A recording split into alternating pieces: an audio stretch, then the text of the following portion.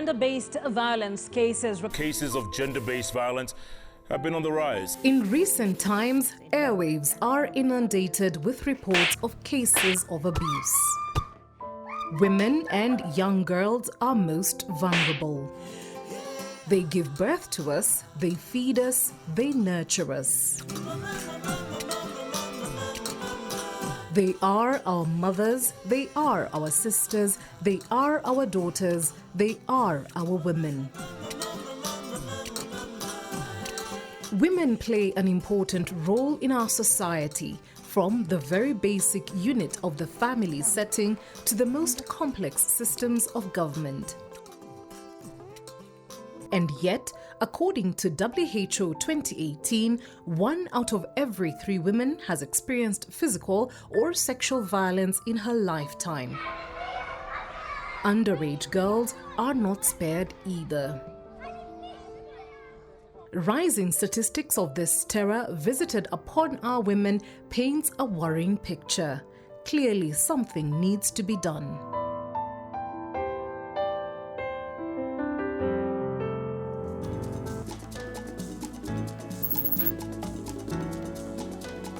Women Like Us is a center that targets women from the slums of Kivumbini, Ronda, and Flamingo wards. The objective of the center is to address the growing unemployment gap that afflicts women and girls within the region, thus rendering them vulnerable to potential abuse. But who are women like us? It's been a long journey, as the Women Like Us Foundation is about 20 years old now, and our mission has always been to support women's empowerment. When we started this center with my co-founder, Edwin Onimi, it was a motivation for us to empower women in terms of skills, and also using my part of my profession as part of how to get women into the center by getting into their stories. And what inspired us was all about coming from either a broken family or a family that no one believed in a woman. Women Like Us is a cause-based non-profit organization transforming the world by empowering women and girls through education and economic development.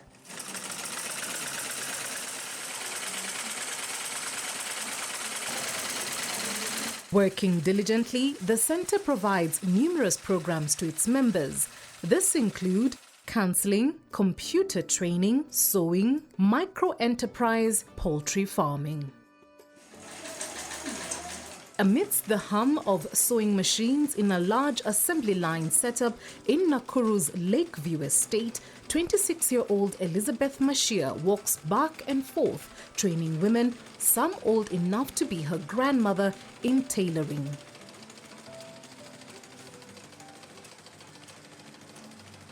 Her oldest student is 64-year-old Agnes Sangimo. She is eligible because Women Like Us Center is flexible on the criteria of age and education while admitting new students.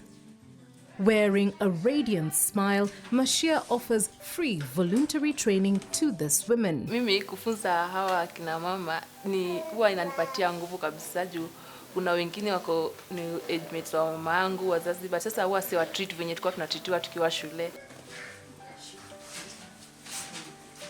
Kulingana na wamama venye wako hapa hivi, kila mtu ako na understanding yake, si venye ndafunza huyu, si venye ndafunza huyu mtu mwingine. Mimi mwenye nawaelewa, kuna ule mwenye nitaanza na yeye kama mtu mwenye tuna hadi kuhesabu, hadi kuandika jina ni shida. Sasa mimi ndo najua venye nitamhandle, sitamhandle venye nitahandle wasichana wadogo. The free training program, which has been imparting tailoring skills to 80 students per year, is an initiative organized by Women Like Us Center. Mashia says the training regime is flexible in that young mothers are allowed to tag along their kids during learning sessions that last 6 hours.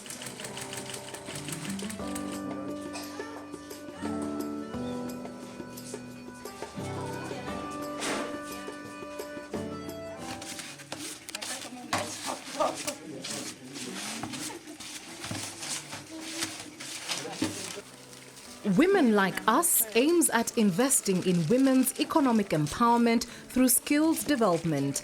Hii ni ya kutan sabuni yetu kala yenye tunataka. Hands-on skills are the most urgent and effective means to drive gender equality, poverty eradication, and inclusive economic growth.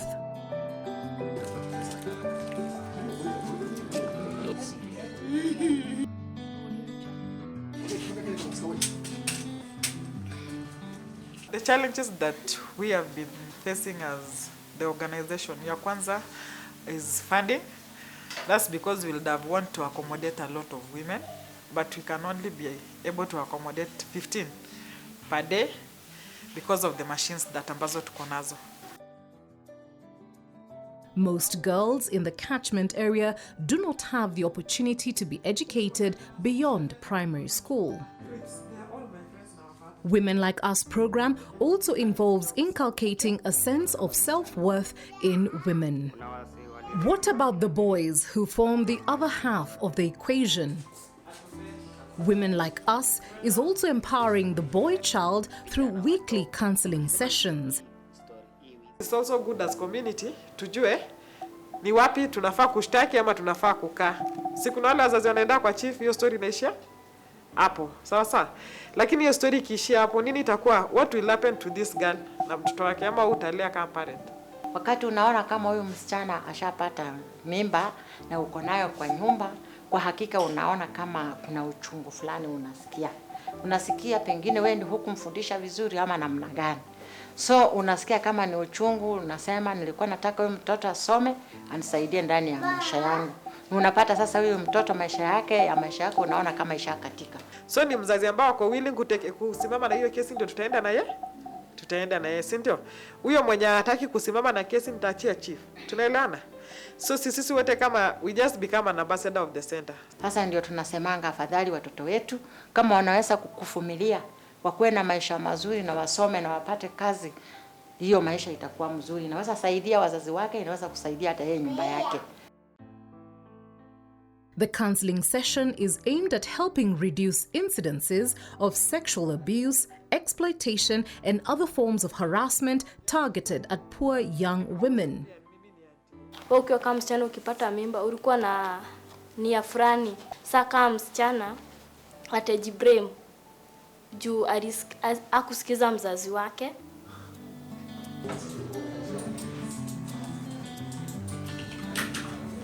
Computer training introduces young women to basic computer skills, which are a must-have in today's business world. Hata kama tumesomeshwa computer, utaenda mahali, you'll be able to work either in a supermarket, you'll be able to work in an administration using those skills. Na kuna wale ambao they didn't have an opportunity. Mtu anaweza kuwa amemaliza class 8 ama amemaliza form 4 na kuwa na opportunity ya kujoin either hizo tertiary ama going to the universities. Coming up here was part of opening those doors for these women. The 3 months program equips learners with computer packages tailor-made for entrepreneurship. For students getting into today's job market, they must have basic computer knowledge. The students are also mentored, taught how to draw a business plan, and introduced to financial literacy and developing saving plans. We have a motto at the center: when women can learn, they can earn.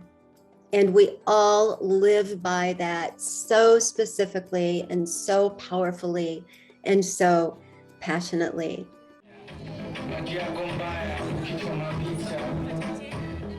Since the program commenced, over 120 individuals have gained entrepreneurial skills to start successful businesses with better financial management and responsible choices.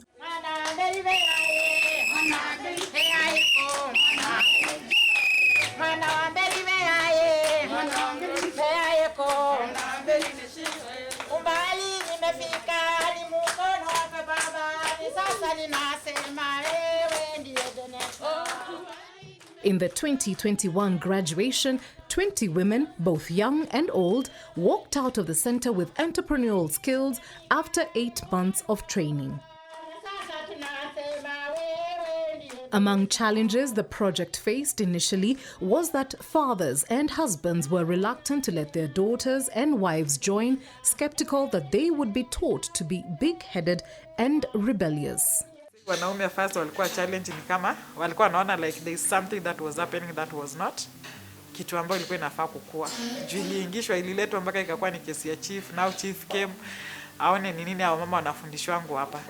And wakati chief now started to tell them that ni skills tu wanapewa. That is when now we started getting wanaume wengine pia mtu akirifaa bibi yake kwamba enda ufanye hiyo the course that wanafanya huko.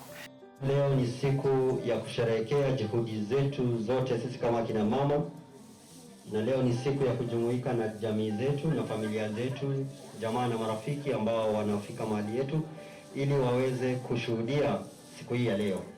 Tusijione kuwa hatuna nafasi katika hii ulimwengu. Nafasi yetu ipo na ni nafasi ya heshima sana. Sisi ndio kina mama, sisi ndio dada, sisi ndio wake na sisi ndio watoto wa kike. Unapoingia katika hii center, inategemea na chenye kimekuleta. Kama kweli uko na uhakika kuwa unataka kujifunza kushona, ukweli ni kwamba kama you have set up your mind, utajifunza na utatoka hapa ukiwa na skills. If you believe it, say amen. No. Amen. Amen. Everything you put your hand go up. Your name go open doors. You self go be a boss. Amen. Amen. Everything you put your hand go up. Your name go open doors. You self go be a boss. Amen. Amen.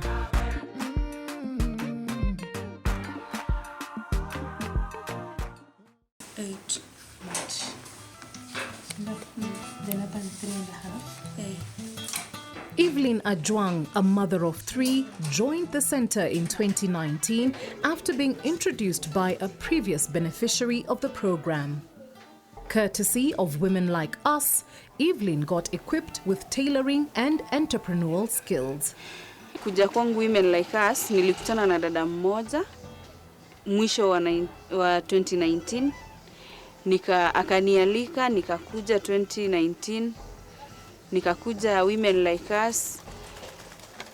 Nilipokuja nikakuta kuna wamama ambao wanajifunza kushona ndani ya hiyo center.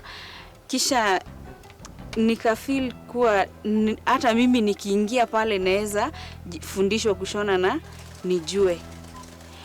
Nilipokuja nikaomba nafasi, nilipewa.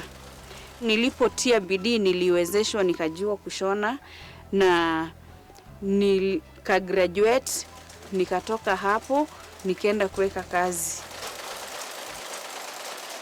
Kenya acknowledges that women's economic empowerment is critical to attaining gender equality and sustainable development.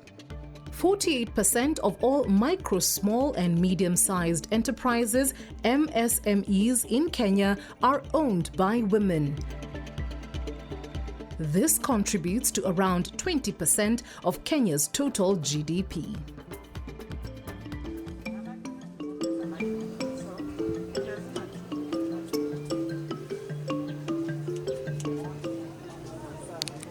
After her graduation, Evelyn now runs a tailoring shop in Lakeview Estate.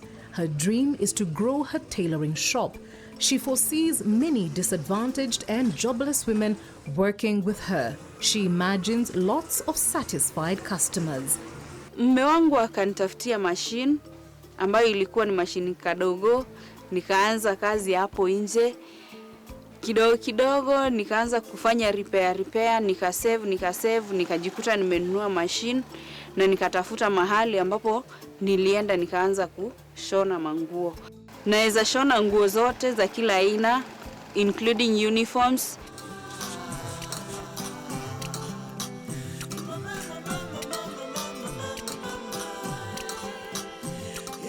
Karibuni sana. Nguo yenu nimeishona. She believes the skills she gained through the program extend beyond business. Evelyn confirms that she enjoys greater financial independence than yesteryears when she would wash clothes for pittance in the estates. Kwa saizi naweza earn pesa yangu ambayo ni pesa tamu, sababu customers wako wanakuja, wanaleta nguo. Kuna wenye wanakuja na washonea uniform za watoto wao, kuna wenye wanaleta watoto wao na washonea mashati, longi, na wanaenda kama wamefurahia.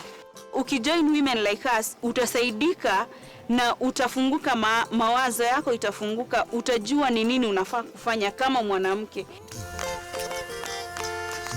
Oftentimes, societal change doesn't appear with a bang. It comes in the form of small, quiet initiatives like a whisper in the breeze, which sounds like an apt description of women like us. And I'd like to thank all of the donors, all of the volunteers over the years that have helped us get to this place that we are right now. And that really, truly is our main focus, which is the Women Like Us Center. Kwenye nimefika, ninajihisi nikiwa mwanamke mwenye nguvu, kwa sababu hapo awali nilikuwa tu mwanamke tu, yani mwanamke tu wa kawaida.